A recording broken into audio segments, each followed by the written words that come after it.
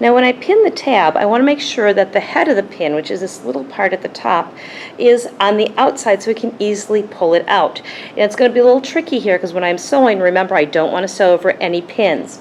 So I'm going to find where the crease is, I put the pin into the fabric and poke it out. Now I'm just going to need one pin to anchor it.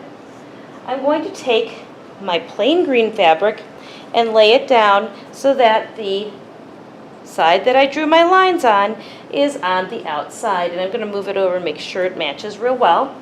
And then I'm going to start to pin. What I suggest you do is pinch the fabric and pin where you start, and then about every 4 fingers you put another pin. You don't need too many pins, but you do need them there to hold your fabric together.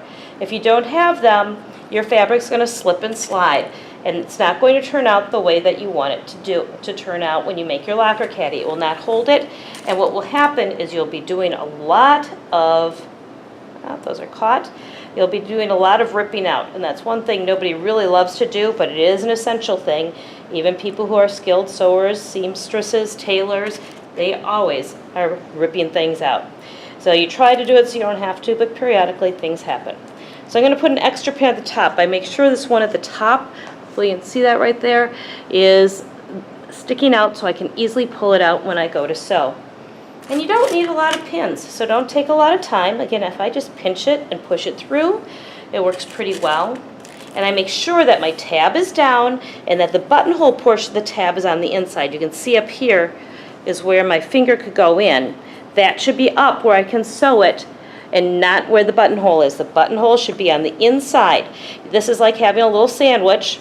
You have the tab on the inside, so when you reverse it, turn it right side out, you are going to be able to make sure that your locker caddy can hang by the tab. If you put the tab here on this outside piece, it will not be on the inside once you reverse it. Again, we're just getting a couple of pins, pinning all the way around the locker caddy. Again, it shouldn't take you real long to do this, but I know you're not used to it, many of you, so that's okay. They shouldn't just be stuck in, they won't hold. You need to be able to pinch it and get the pin through all the layers of the fabric. And again, I'm getting them at the bottom. Perfect. And I'm going to just put one over here where it says end, and I'm ready to sew.